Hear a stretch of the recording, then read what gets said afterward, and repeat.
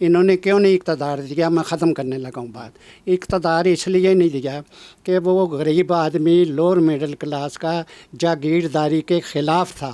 وہ کہتا تھا کہ یہ یہاں پر جب تک جاگیرداری ختم نہیں ہوگی اس وقت تک یہ ملک چل نہیں سکتا.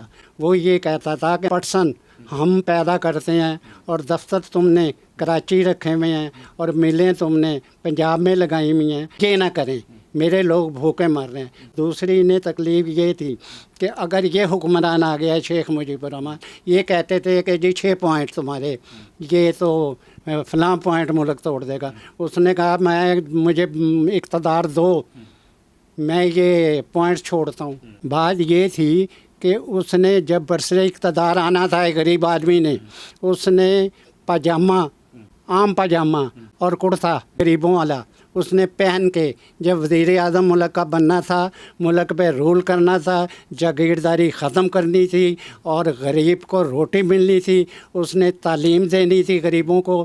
وہ اس بات سے یہ گھبرائے ہوئی تھی اسٹیبلشمنٹ اور بھٹو اور جماعت اسلامی کہ بھئی یہ آ جائے گا تو یہ سیکولر سیاست کرتا ہے، ایک ہماری مذہب کے نام پر سیاست جو ہم کرتے ہیں وہ ختم ہو جائے گی. دوسرے جاگیردار بھٹو صاحب وہ کہتے تھے کہ جی اگر یہ آ گیا تو ہماری زمینیں جائیں گی. اور تیسرا یہ اسٹیبلشمنٹ وہ یہ کہتے تھے کہ اس کے آنے کے بعد اسٹیبلشمنٹ کا رول جو ہے اس ملک پہ جو ایوب خان کے دور سے شروع ہوا ہے، وہ کہتے تھے کہ انہیں علیحدہ کرو اور پھر ہم مغربی پاکستان کے اوپر ہم رول کریں مسلسل، اور یہی ہوا.